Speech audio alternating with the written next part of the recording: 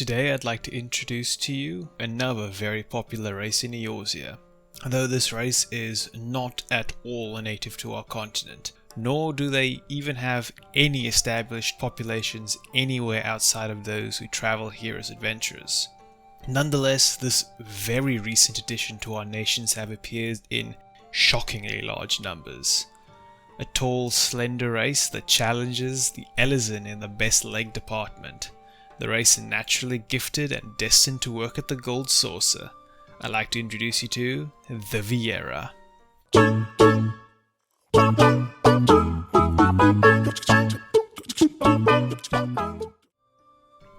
The Viera, a race of tall bun-bun babes that arrived in Eorzea not actually all that long ago. Where do they come from? Why are they here? Why on earth are there so many of them?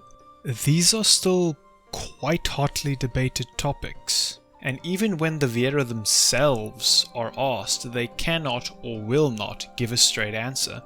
The only thing we do know for certain is that not a single Viera is native to Eorzea.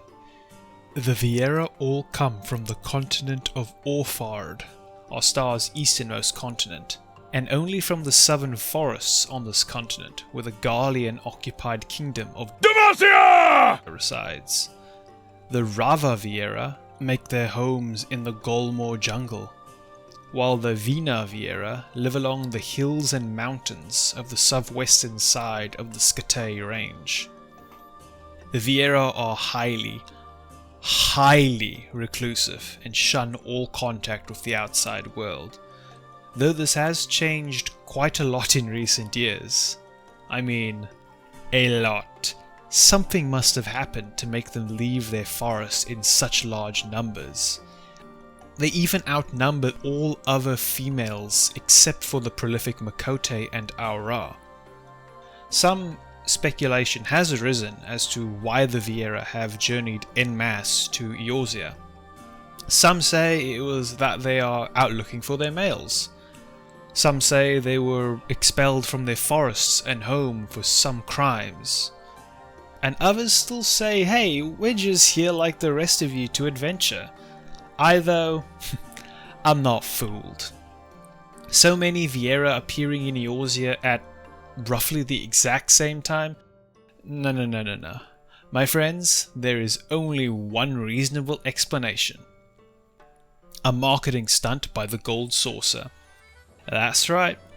Godbird Mandeville himself has shown for quite a long time he has quite the admiration and love for the Viera form, with his strict requirements that all his female staff dress like them. Due to this, for a long time, Eorzeans have attributed long bun-bun ears with that of the Gold Saucer, and now, with nearly 60,000 of them running around, it's practically free marketing for the Gold Saucer for them to just exist. Thus, Godbird has persuaded many of them to move to Eorzea to act as living billboards. And regardless of how fierce the Viera may be, one does not, or rather cannot, say no to the Mandibles. Especially Julian, who even the Warrior of Light fears. So now we know how they got here. How does one interact with the Bun-Buns? Firstly, one must acknowledge and be respectful of their unique anatomy. Viera are comprised of 80% leg and 20% rabbit.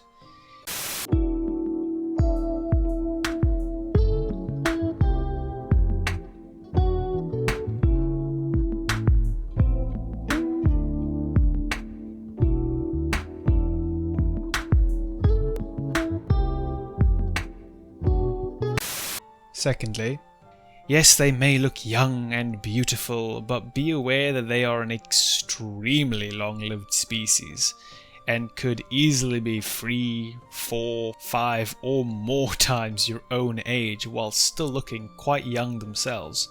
Dermatologists hate them. And finally, You may also note the lack of males among them. Well, think of it like this. Do you ever see any male Gold Saucer employees wearing the Bun suit? Sure, they're able to, but they don't. So the Mandevils had no interest in rounding up male Viera when they went out hunting for them. Even further proof that this is clearly just an advertising stunt by the Mandevils. It's not like 80% of all Viera children are born female, with the males being expelled from their villages when they hit puberty and many of them dying in the forests. Oh wait. The Viera have an incredibly strict matriarchal society in both of their clans. Their villages are comprised entirely and solely of Viera women, who tend to the forest's needs, care for the plants, eradicate vermin, hunt for food, and somehow are able to do all this while wearing some really high heels in these forests. Interacting with other races is strictly forbidden for them. This is due to the Green Word, a law that all Viera live by. If a Viera is to break this law, they are banished from their forest and may never return.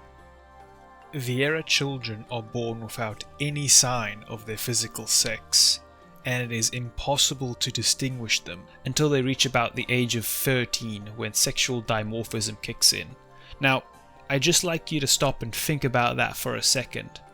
For 13 years, both female and male Viera look 100% physically identical. I guess they haven't any. When dimorphism shows which kits are male, they are given to the next male Viera that visits their village. Male Vieras only visit a nearby village once every 3 to 5 years and do so solely to get their poon on. This leaves quite the conundrum for the solitary loving male Viera. Going to the village and get laid, but then having to train who knows how many children, but get laid, but having to actually talk to another living being, but get laid. Really always quite a difficult decision for them.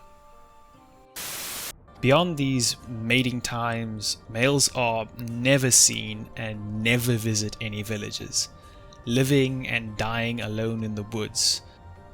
Oh, they also just kill literally any non-Viera they happen to come across. Talking just isn't a thing for them. So let's move on to Viera Naming. As mentioned earlier, the Viera are split into two clans, the Rava and the Vina. The two clans have a near identical naming scheme though, so I'll just go over them both at once, pointing out the very small differences between their two naming schemes. Firstly, they are all given a forest name, or a traditional name, or their real name. These are all used by Viera who still reside in their homelands.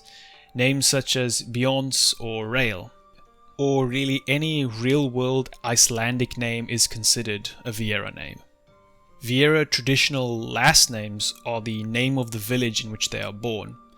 A list of prominent or very large known Viera villages are shown here. However, nearly every single Viera we're exposed to will not use their forest name, but rather what they refer to as a city name. You see, when Viera leave their forests and are banished, they often discard their forest name. They do this to mark a significant change in their life and embrace the new life in the city and in the open world. The city name is chosen entirely by the Viera herself and is anything she likes the sound of. And this is where things get really interesting, as these names can vary wildly. It can be names inspired entirely by other races, meaning it is possible you could come across a Viera who insists you call her Zorido Manarido, which is a male plainsfolk Lalafell name. Or you could even come across a Viera who says her name is Sunshine, or Floor. So yeah, that means anything is a possible Viera name. Every single Viera name you have seen and will see over every single Viera player's head could be considered lore-friendly.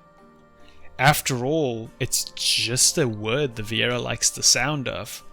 So that Viera called Snuggle Muffin McBunny Lord, or Fluffy Buns Boopdasnoots, both names which are for some reason not taken, are 100% totally possible, granted highly unlikely, but possible lore-friendly names. And there we have it. That's what there is to know about our Bun buddies, the Viera. If you enjoyed, please leave a like and a comment. They help tiny channels like this one far more than you can believe. So goodbye then, friends, and have a great day.